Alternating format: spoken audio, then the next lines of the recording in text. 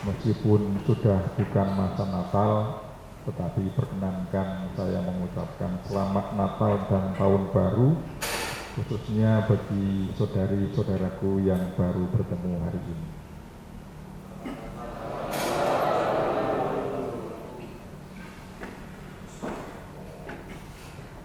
Kita bersyukur, saya bersyukur dan berterima kasih kepada saudari-saudaraku yang dengan rela meninggalkan keluarga, meninggalkan komunitas, bahkan juga meninggalkan pekerjaannya demi mengambil bagian secara aktif dalam tamu pastoral ini, supaya kita semakin dapat berjalan bersama, mewujudkan arah dasar kita, mewujudkan kasih Allah dalam kehidupan kita. Saya percaya semua yang hadir di sini karena digerakkan oleh kasih. Kasih yang telah memanggil kita untuk menjadi pelayan-pelayannya, untuk menjadi murid-muridnya, untuk menjadi pengikutnya yang setia. Karena dia juga yang begitu setia dalam mengasihi kita dan telah memperkenankan kita ambil bagian dalam pelayanannya. Kendati kita belum sempurna. Bahkan mungkin ada yang merasa belum berpengalaman. Seperti yang dialami oleh Samuel. Yang dalam bacaan pertama tadi kita dengar bagaimana Samuel juga masih di dalam pengawasan Eli. Maka saudara-saudaraku yang terkasih, mendengar bacaan-bacaan yang kita renungkan hari ini, saya merasa bahwa bacaan ini memberikan semacam ringkasan yang tepat terhadap perjalanan arah dasar kita. Mari kita lihat bersama. Samuel yang masih muda menjadi pelayan Tuhan di bawah pengawasan Eli.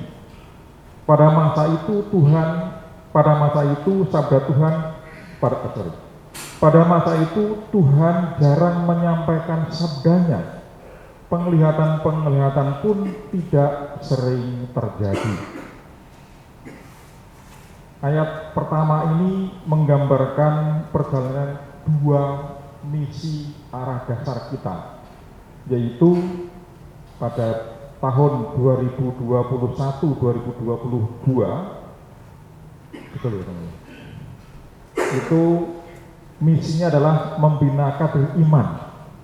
Kemudian misi yang kedua yang baru saja semacam berakhir, tapi bukan berakhir, hanya tekanannya berbeda, yaitu mengajarkan iman kepada umat di tahun 2024-2025. Maka perjalanan iman kita bisa dikatakan masih begitu mudah seperti Samuel. Dalam perjalanan turne dari desa ke desa, kota ke kota, kampung ke kampung, saya menjumpai begitu banyak orang yang merelakan diri untuk melayani dengan segala kekurangan dan kelebihannya. Saya melihat kendati memiliki keterbatasan, namun memberanikan diri. Misalnya ada di Potong mungkin ya, Romo Dimas dengan Romo Wawan bisa mengecek.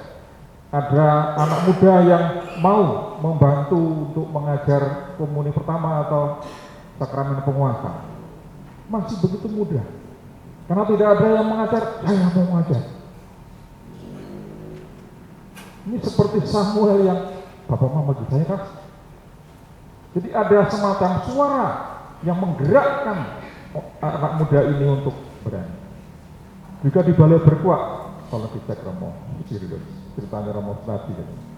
Ada anak yang mau mengurus stasi ya Romo ya? Hah?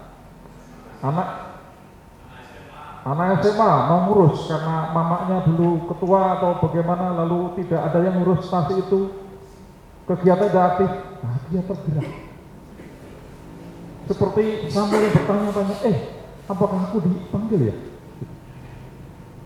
Kisah-kisah ini menggambarkan bahwa kendati belum tahu, tetapi berani bertanya, apakah Bapak memanggil saya? Apakah saya dipanggil untuk ini? Saya coba. Kemudian juga dengan berbagai pendampingan, pembekalan yang ditawarkan baik oleh Catholic Center, oleh para ketua komisi, kemudian juga dari DPP, maka semakin tumbuhlah kepercayaan diri dan bisa melayani dengan lebih baik, semakin baik. Meskipun juga ada cerita bahwa prodiakon memberi tanda salib juga beda.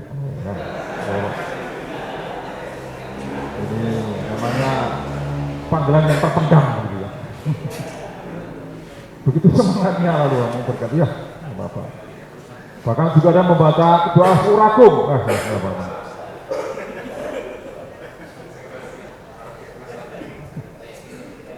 Maka prosesnya mirip dengan Samuel yang semakin bertambah besar dan Tuhan menyertai dia.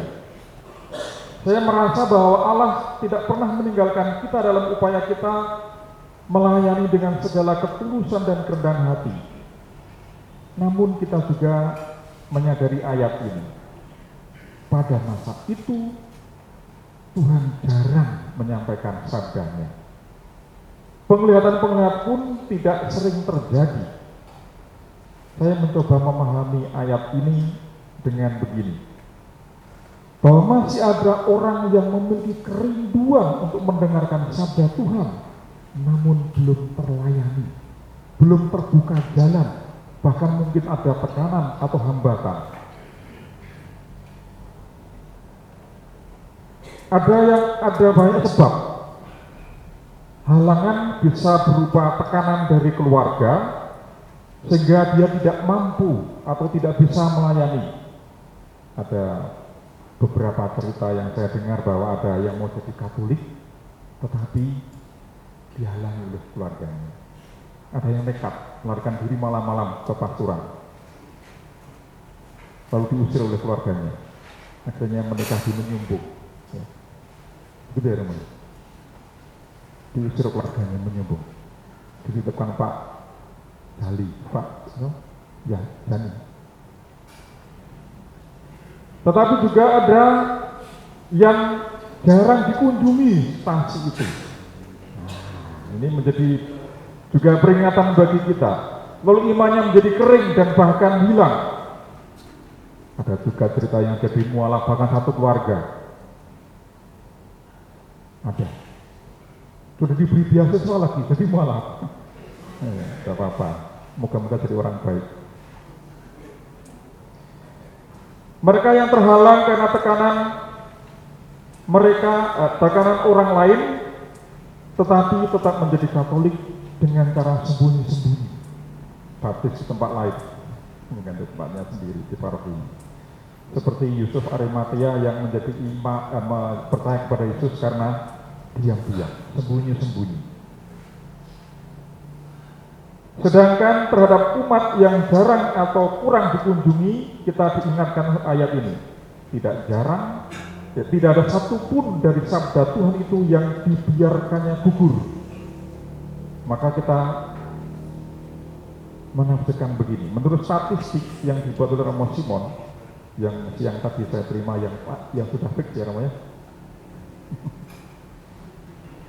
Ada dari jumlah umat kita sekarang mencapai 128.309. Dari tahun lalu 122.613 jiwa. Maka ada kenaikan 5.696 dalam waktu 1 tahun atau 4,6%. Nah, mengapa bisa begitu? Nah, karena tadi itu tidak dibiarkan sabdanya gugur. Tidak dibiarkan sabda itu sia-sia tanpa menggerakkan orang untuk percaya.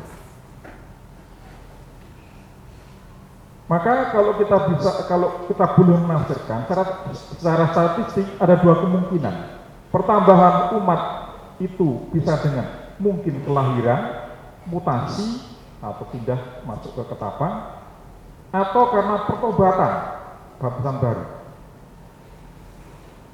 Nah, nanti kalau bisa diverifikasi ya teman ya, berapa yang lahir baru, berapa yang karena pindah atau karena bertobat dari agama lain. Kemungkinan kedua adalah karena semakin baiknya pendataan umat sehingga semakin akurat.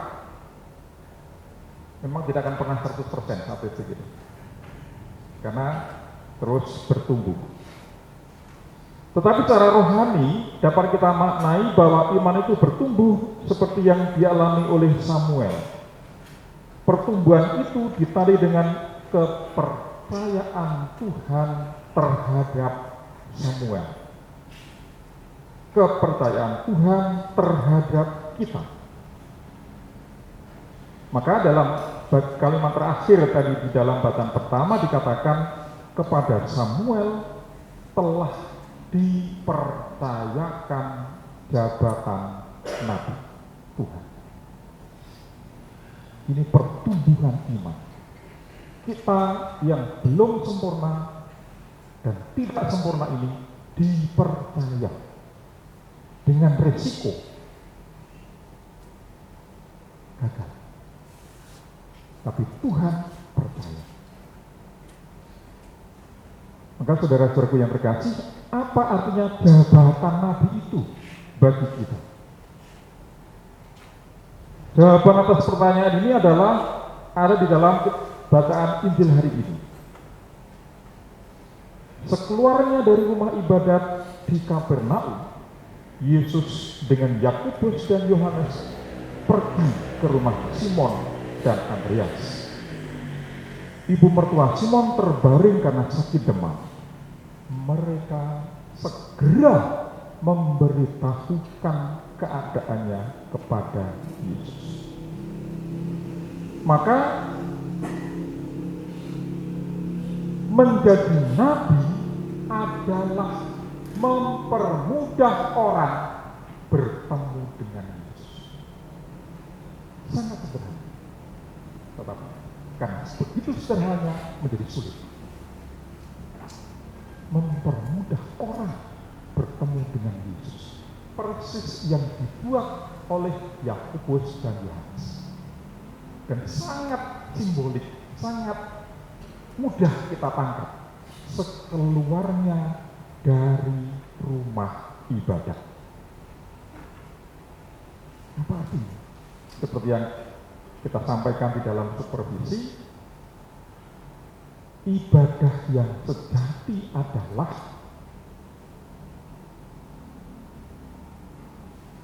pelayanan. Mengunjungi janda-janda yang menderita, memberikan santunan kepada yatim piatu, itu kata persis orang yang disebut tadi. Yakobus bab 1 ayat 27. Jadi tujuan ibadah bukan pertama-tama supaya bisa khidmat, oke, bagus, kurnya begitu indah seperti suara para malaikat surgawi, juga sudah menggunakan Mazmur tanggapan yang baru, tidak lagi sibuk dengan kenapa masih lama, kenapa tidak yang baru.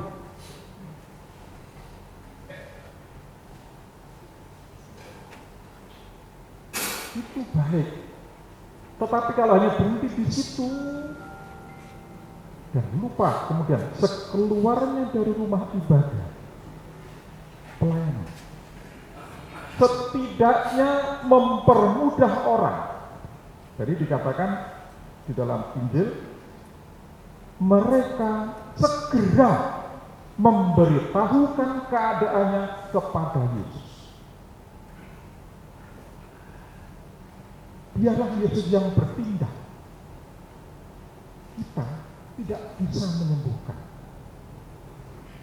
tetapi Tuhan yang menyembuhkan, Tuhan yang berkarya. Maka inilah yang menjadi arti menjadi nabi. Maka pada ayat ini kita bisa merenungkan sejauh mana kita dalam peran kita masing-masing, baik dalam gereja maupun dalam masyarakat, keluarga, dan dimanapun, apakah sungguh pikiran, perkataan, sikap, dan perbuatan kita sungguh membawa orang kepada Allah, mempermudah, atau malah mempersulit? Sangat sederhana, sangat sederhana. Membuat orang berjumpa dengan Yesus dan mengalami pertumbuhan iman. Dan buah dari perjumpaan dengan Yesus adalah pelayanan. Ibu mertua Petrus setelah bertemu dengan Yesus dan disembuhkan, lalu dia dikatakan dengan sangat jelas, kemudian perempuan itu melayani mereka. Buah perjumpaan adalah pelayanan. Maka kita juga masuk dalam proses itu. Kita juga sudah dibuat bertemu dengan Yesus, entah melalui pembaptisan oleh orang tua kita, atau mungkin baptis karena diajak teman. Yang jelas kita sudah dipertemukan dengan Yesus. Maka pertanyaannya adalah, apakah kita sudah melakukan pelayanan? Berikutnya adalah bahwa perjumpaan dengan Yesus itu ternyata terjadi di dalam rumah. Tadi dikatakan, sekeluarnya dari rumah ibadat, Yesus dengan Yakobus dan Yohanes pergi ke rumah Simon. Rumah, kalau bahasanya teologi itu locus theologicus, tempat terjadinya refleksi iman, tempat terjadinya peristiwa iman adalah keluarga. Dan ini masih ada hubungannya dengan tema Natal tahun lalu. Allah hadir untuk menyelamatkan keluarga. Maka menjadi jelas bagi kita bahwa pelayanan itu mulai dari keluarga. Maka dalam dokumen Pamaris Consortio dari Paus Yohanes Paulus II dikatakan bahwa keluarga adalah sekolah iman, sekolah kemanusiaan, dan rumah kekudusan. Sangat indah. Sekolah kemanusiaan dan rumah kekudusan sekaligus. Hanya seperti mata uang itu. Sisi di sekolah kemanusiaan, sisi yang sini adalah rumah kekudusan. Satu hal tetapi dari dua sisi. Kemudian dalam ayat berikutnya dikatakan, keesokan harinya, waktu hari masih gelap, Yesus bangun dan pergi keluar. Ia pergi ke tempat yang sunyi dan berdoa di sana. Bagaimana kita maknanya? Pertama, kita mesti menyadari bahwa sesibuk apapun pelayanan harus menyediakan, bahkan bukan menyediakan, menciptakan waktu untuk berdoa. Bukan hanya menyediakan, karena kadang kita terus tersedia waktu itu kalau tidak diciptakan. Siapa yang menciptakan? Kita.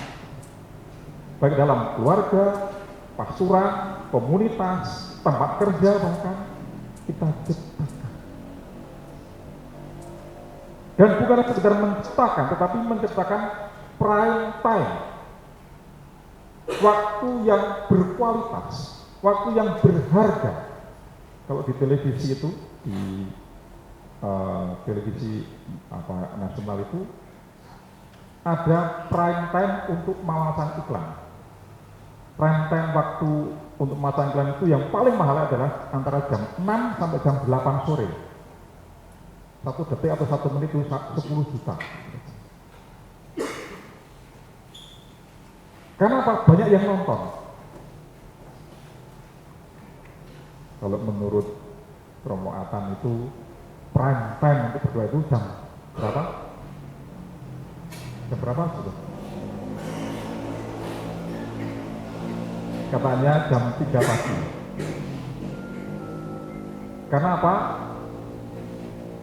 Rupanya jam 3 pagi itu belum banyak orang yang berdoa dan mohon pada Tuhan. Jadi itu yang pertama gitu ya.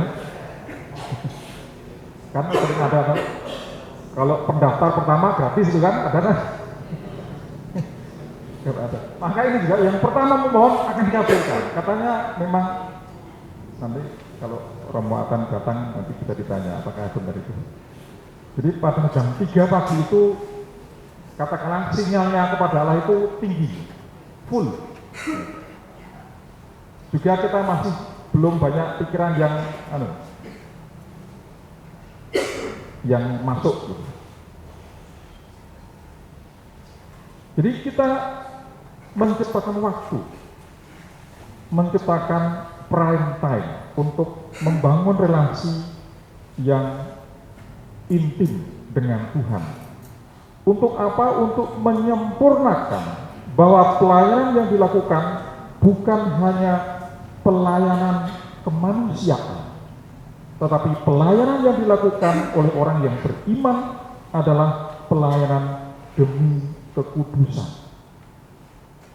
Ini bedanya antara pekerja sosial dengan pelayan Tuhan. Kalau pekerja sosial itu berhenti pada hidup sejahtera dan seterusnya, adil, merata, sejahtera dan seterusnya. Tetapi ini ada harapan akan hidup kekal. Atau upahmu besar di surga, gitu, kira-kira begitu. Atau saya katakan Honda, dapat Honda semuanya. Tahu Honda ya? Dapat Honda semua kita kalau melayani dengan tulus hati. Honor dari Allah.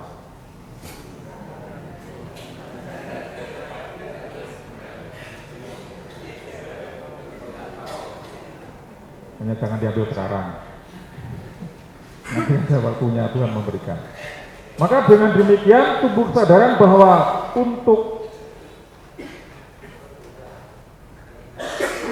untuk melayani ini istilah yang muncul adalah pengharapan. Kita selalu punya pengharapan. Maka meskipun tahun jubileum sudah ditutup, tetapi pengharapan tetap menyala. Karena apa? Ini bedanya antara pekerja sosial dengan pelayan Tuhan. Kalau pekerja sosial itu optimis. Kalau pelayan Tuhan itu berpengharapan. Kalau optimis itu menurut Bapak Kardinal setidaknya itu didasarkan pada pertimbangan dan perhitungan manusiawi. Sehingga kalau tidak sesuai dengan ekspektasi, kita merasa putus asa, gagal, dan seterusnya. Tetapi kalau kita mempunyai pengharapan, kita meletakkan perhitungan kita bukan pada perhitungan manusiawi, tetapi pada iman.